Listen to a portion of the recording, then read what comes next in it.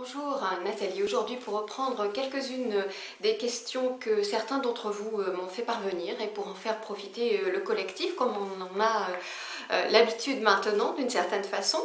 Alors je prends cette première question, donc j'ai pu constater que très peu de textes existent sur les flammes jumelles qui se sont réunis.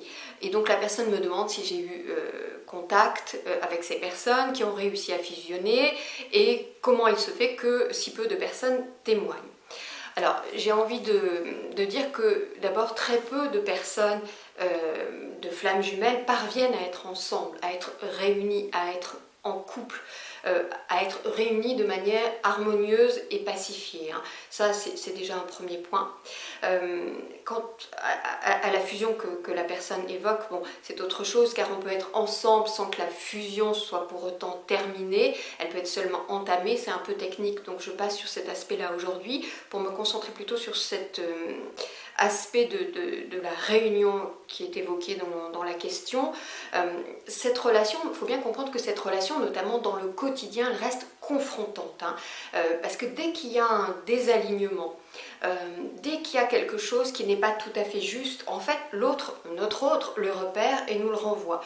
C'est vrai que ça demande de se rajuster sans cesse. C'est quelque chose qui peut être éprouvant au quotidien, alors qui au départ, si on a encore nos grandes blessures et nos grandes peurs, peut être quasiment insoutenable.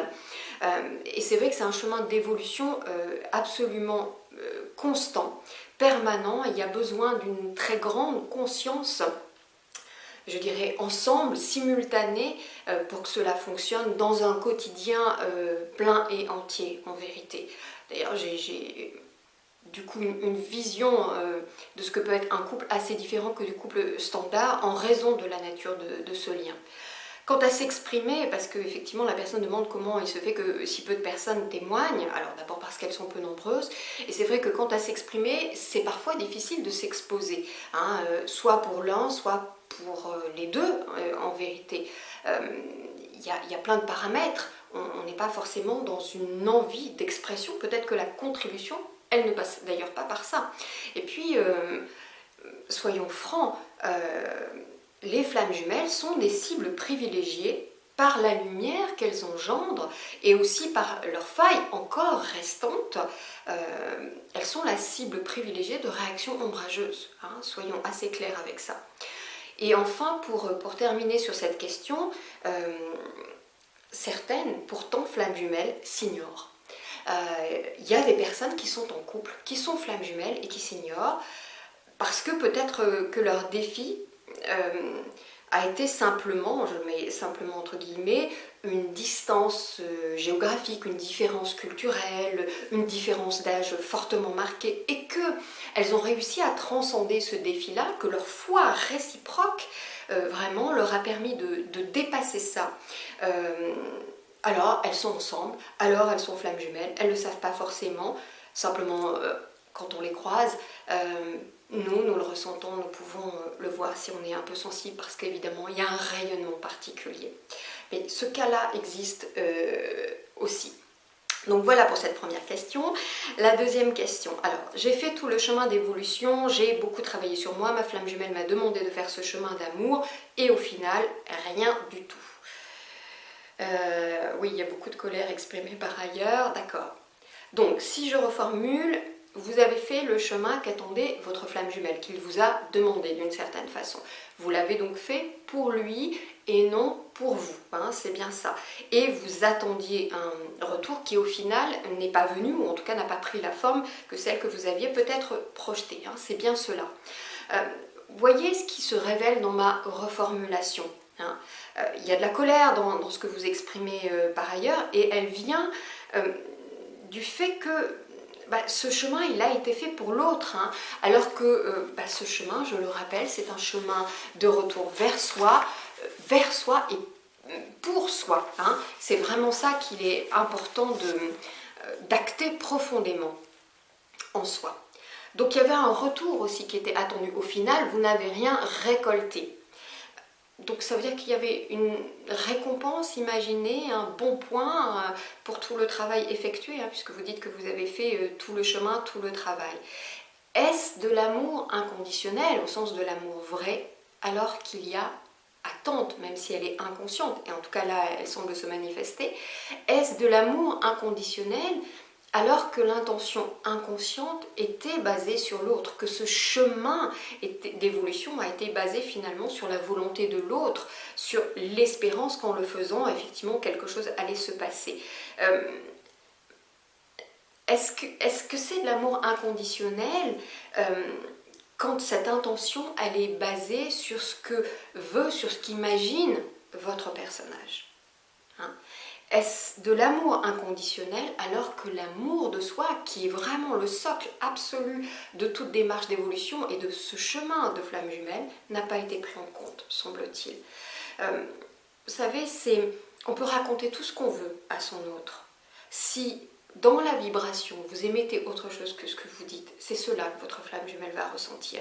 Et c'est cela qui va vous renvoyer. Et c'est pour ça que peut-être, il faudrait explorer évidemment plus avant, il vous renvoie. Non, mais le travail n'est pas terminé. Non. Et donc, il n'y a pas de résultat au final, en tout cas tel que vous l'attendiez. Hein, donc, il semble bien que le travail ne soit pas terminé, notamment parce qu'il y a de la colère exprimée dans les mots que vous communiquez là. Donc, allez à la rencontre de cette colère qui est ici vraiment manifestée. Hein, c'est ça qui me vient. Et en fait, le chemin, il se fait sans attente et il se fait d'abord pour soi. Pour résumer. Troisième question, dans ce lien qui semble être un lien de flamme jumelle, je doute car je n'ai pas vu de capacité extrasensorielle se réveiller et notamment de télépathie et je souffre beaucoup de cet aspect-là, ce qui m'amène à douter. Bon, alors d'abord il n'y a pas d'obligation d'éveil de capacité extrasensorielle, ça c'est le choix de l'âme au niveau de l'incarnation en fonction des expériences qu'elle a choisi d'avoir, donc c'est pas automatique, hein, j'ai envie de dire, dans la reconnexion à son autre. Moi je vois des tas de flammes jumelles qui n'ont pas vu leur capacité extrasensorielle se développer et encore moins de télépathie. Hein. Donc il y a d'autres signes pour ce lien de flamme jumelle. Moi je vous renvoie à tout ce qui est fort bien écrit et décrit par ailleurs, sans pour autant vous mettre dans des cases. Il ne s'agit pas de cocher toutes les cases et de se dire ah tiens si j'ai tant de points, vous savez comme les tests dans les magazines féminins, ça y est, je suis bon. Non, c'est pas comme ça que ça marche. D'abord vous le savez en vous et c'est d'abord ça qui compte. La reconnaissance, je le dis souvent, elle se fait à partir de soi, en soi. Et quand bien même elle pourrait être reconnue par 40 autres, si vous vous doutez, le doute il va continuer de persister. Donc la reconnaissance qui est le socle absolu du chemin que vous allez faire de retour vers vous-même, de guérison, d'évolution, etc., passe par cette reconnaissance, étape fondamentale. Donc il y a d'autres signes, attention à ne pas vouloir rentrer dans toutes les cases, on est tous différents, nous ne sommes pas des clones. Et puis c'est tellement contraire, selon moi, au chemin de flamme jumelle que de vouloir se mettre dans des cases. C'est un chemin de libération, c'est un chemin de déconditionnement.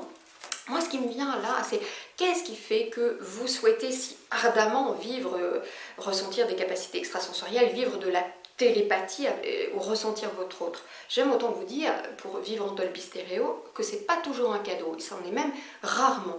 Je me suis vue atterrir quand même à l'hôpital en ayant des symptômes qui en fait n'étaient rien d'autre que la résonance avec mon autre qui à ce moment-là était malade. Donc c'est pas toujours un cadeau. J'ai vécu vraiment beaucoup de situations de résonance, de ce que j'appelle la Dolby Stereo, particulièrement inconfortable et très franchement je m'en serais assez souvent passée. Après, est-ce que c'est pas, ça je l'ai déjà évoqué, mais est-ce que c'est pas vouloir être rattaché à son autre dans un plan subtil parce que pour le moment vous n'y êtes pas rattaché physiquement, vous voyez, il y a comme un phénomène de compensation là qui se mettrait en place et qui finalement est une manifestation de dépendance. Ou peut-être de contrôle aussi. Ça, moi-même, je l'ai vécu. C'est vrai qu'être relié à son autre, alors qu'on est séparé physiquement, il y a quelque chose de très tentant là-dedans. Parce que c'est comme avoir des nouvelles sans en avoir dans le plan concret. Et ça, en fait, je me suis rendu compte dans le chemin que moi, la grande contrôlante, eh ben, à travers ça, j'ai été en train de contrôler. Et j'aime autant vous dire qu'à ce moment-là, ça vous est enlevé. Parce qu'il faut bien comprendre que ces capacités-là, notamment de télépathie, elles ne sont pas toujours en action. Elles arrivent souvent au début d'ailleurs, et puis ensuite ça s'étiole ou ça reste. À des moments c'est très modéré ou c'est même mis complètement en veilleuse. Je sais qu'à des moments Philippe a passé des séquences extrêmement rudes, et pour en être préservé, eh bien je ne le ressentais pas, ou de manière extrêmement modérée, parce que c'était pas juste pour moi. Hein, vous voyez? Donc, si vous êtes attaché à ça, c'est que ça veut dire quelque chose peut-être d'une forme de dépendance ou d'une forme de contrôle, ou peut-être que c'est la manifestation de votre nœud karmique originel. C'est ça aussi qui me vient.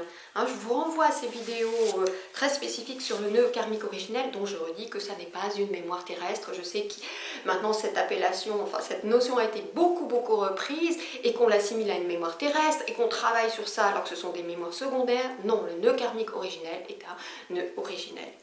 Rendez-vous dans les vidéos qui parlent de ça. Voilà. Quatrième question. Alors, ma flamme jumelle a des habitudes, des addictions et une apparence qui me font absolument horreur. Comment faire?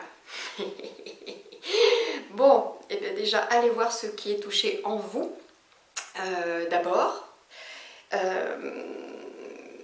Ce qui me vient, c'est que je suis un peu provocante là dans ce que je vais dire, mais votre hôte est en train de vous entraîner à l'amour inconditionnel.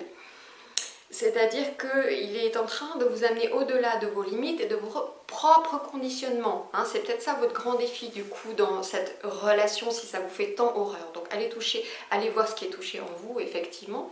Puis j'ai envie de dire, quand on aime d'un amour universel, on aime ce que l'autre est, on aime au-delà de ce qu'il donne à voir en fait. Hein. On l'aime non en fonction de ce qu'il dit, non en fonction de ce qu'il fait, non en fonction de son physique. Alors j'ai déjà évoqué ça dans mon blog, et puis j'en ai parlé aussi dans les vidéos, ce moment très dur, très éprouvant, où j'ai retrouvé ma flamme jumelle, Philippe, dans un état de néant, hein, j'évoque ça, il n'y avait plus rien à aimer, il n'y avait plus aucune raison de l'aimer, même physiquement il était transformé, ayant pris du poids, enfin voilà, il n'y avait plus d'étincelles, il n'y avait plus rien quoi. Et à ce moment-là, ça a été une grande étape, parce que ma guidance m'a dit, est-ce que tu peux aimer au-delà de ça? Et vraiment profondément, si je me suis à ce moment-là plongée en moi, et l'amour était toujours là. Et ça, c'est l'amour vrai, hein, cet amour au-delà. Je vous renvoie à ce billet que j'avais écrit à ce moment-là, enfin cette séquence que je rapporte un peu plus tard sur mon blog. Et puis, alors je l'ai expérimenté à travers cette séquence, je l'ai expérimenté aussi à travers d'autres liens. Je pense à l'une de mes âmes jumelles qui effectivement a des habitudes de vie qui sont un peu différentes des miennes.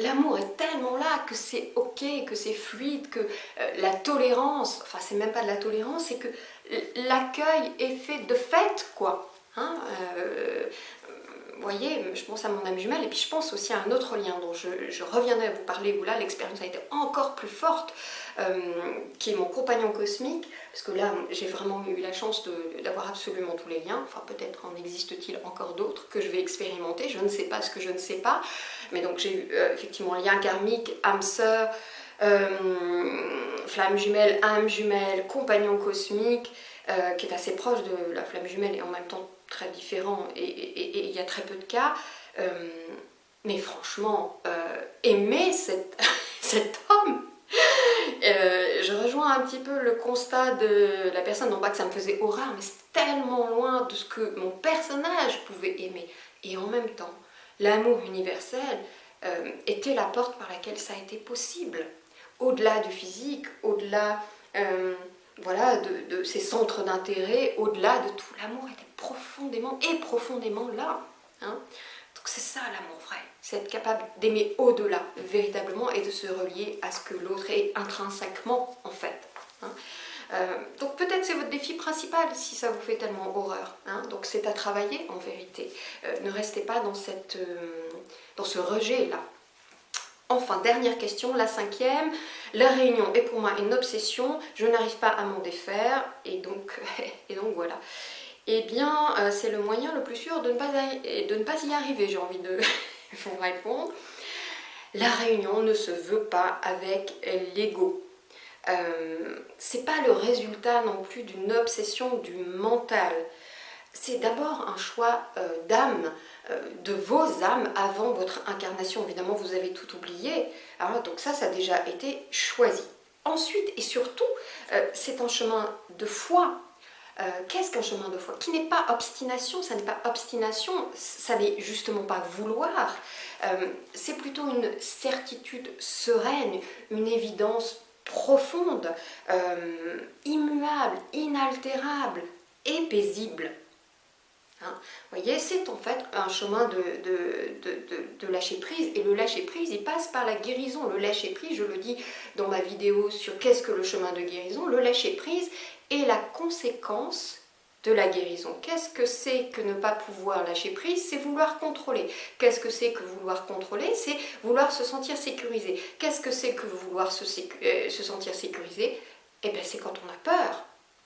Donc, allez voir la racine qui est donc j'ai peur. De quoi avez-vous peur? Traitez la peur, et par un jeu de domino, alors, parce que les peurs ont été traitées, les blessures ont été traitées, le lâcher-prise et le détachement vient. Hein, donc, vous voyez, c'est ça le lâcher-prise.